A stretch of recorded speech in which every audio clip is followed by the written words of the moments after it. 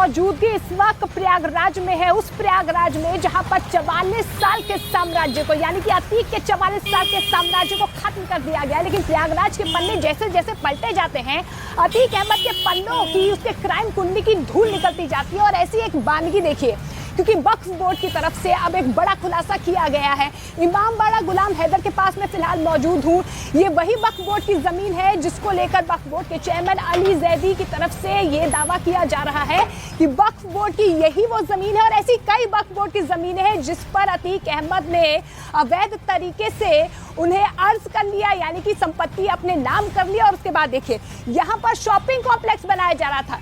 ये पीछे इमामबाड़ा है, ये पीछे इमामबाड़ा है। देखिए इमामबाड़ा ये पीछे है और ये वक्फ बोर्ड की प्रॉपर्टी है, यानी कि वक्फ बोर्ड की वो प्रॉपर्टी जिस पर कुछ नहीं बनाया जा सकता। लेकिन अतीक अहमद ने उस वक्त अपने रसूख का इस्तेमाल किया। और ये भी अली जैदी की तरफ से दावा किया जा रहा है कि वक्फ बोर्ड के ही कुछ लोग थे जो मिले थे।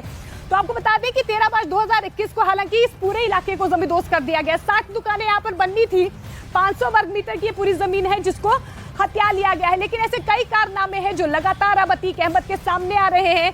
चकिया इलाके के कब्रिस्तान, कसारी मसारी का वो इलाका हो, या ये इलाका हो जहां पर अवैध तरीके से संपत्ति जो है अपने नाम, अपने लोगों के नाम अतीक अहमद ने की है। लेकिन इस बीच एक बहुत बड़ा खुलासा भी सामने आ रहा है। अतीक के बहनोई अखलाक की तरफ से बड़ा कबूलनामा सामने आया है।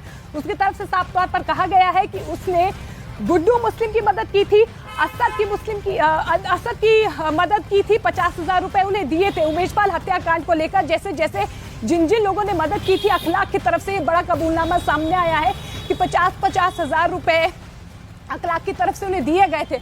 और उसके बाद जब उमेशपाल हत्याकांड हो चुका था, उसके बाद पनाह देने की भी बात जो है यहाँ पर अखलाक की तरफ से कबूली गई है। तो बड़ी खबर आपको बता दें, 5 मार्च को गुड्डू मुस्लिम अखलाक के घर गया था, जिसका CCTV वीडियो भी सामने आया था।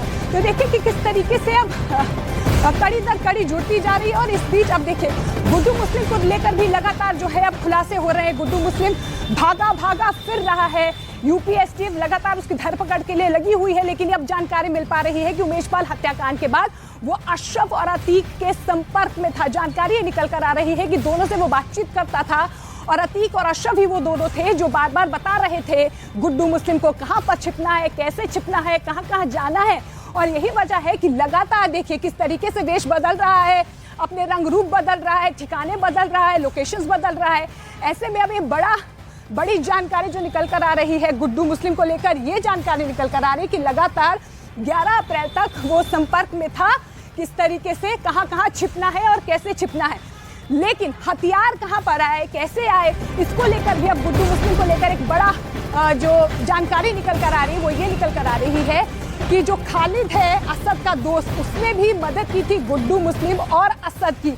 जी हाँ, ये भी जानकारी मिल पा रही है कि खालिद ही वो शख्स है जिसने एक इंटरनेशनल तस्कर के साथ गुड्डू मुस्लिम की मुलाकात करवाई, जिसके बाद हथियार सप्लाई किए गए। और जब उमेशपाल हत्याकांड को अंजाम दिया गया, उसके बाद दिल्ली कैसे छिपे असद और गुड्डू मुस्लिम, पनाह दी गई यहाँ पर खालिद की तरफ से, ये भी जानकारी मिल पा रही है। लेकिन अभी तक आपको बता दें, लगातार जो है फिलहाल अभी तक पता नहीं चल पा रहा है कि कहां पर है गुड्डू बमबाज। मेरे 2 सहयोगी हमारे साथ जुड़ रहे हैं, अमित हमारे सहयोगी हमारे साथ जुड़ रहे हैं और दीपक बिश भी हमारे साथ जुड़ रहे हैं।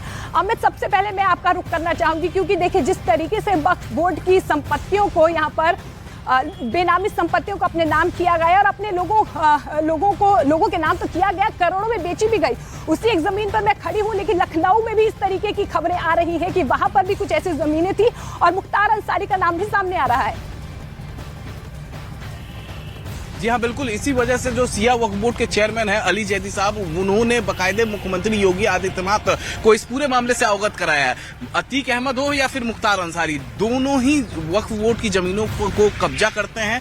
अतीक अहमद जहां एक तरफ कॉम्प्लेक्स बनवाता है प्रयागराज में, तो दूसरी तरफ सिया वक्फ बोर्ड के चेयरमैन जैदी अली साहब का कहना है कि मुख्तार अंसारी वक्फ बोर्ड की प्रॉपर्टी पर प्लॉटिंग करता है, जो नंबर होता है जमीनों का उसका हेराफेरी करता है और उसके बाद उसकी अवैध रजिस्ट्री कराई जाती है और वो बाकायदे जिस कंपनी को रजिस्ट्री कराता है उस कंपनी का जो डायरेक्टर होती है उसकी पत्नी आफसा अंसारी, जो कि 75,000 की इनामी है और फिलहाल फरार चल रही है। देखिए, वक्फ बोर्ड की काफी जमीनें हैं लखनऊ में, एक दो नहीं काफी जमीन है। जहां पर इस वक्त मैं मौजूद हूं ये भी एक वक्फ बोर्ड की जमीन है। मैं एक तस्वीरें दिखाना चाहूंगा, खाली जमीन है और इस तरीके से खाली जमीनें लखनऊ में वक्फ बोर्ड की बहुत है। इसी तरीके से एक जमीन पुरानी लखनऊ में जहां पर मैं मौजूद हूं वहीं पर थोड़ी दूर के लोकेशन पर वहां पर भी एक प्रॉपर्टी थी और उस प्रॉपर्टी को अवैध तरीके से मुख्तार अंसारी ने अपने पत्नी के नाम कराया। फिलहाल आपके पास लौटेंगे हम और भी जानकारी आपसे लेंगे।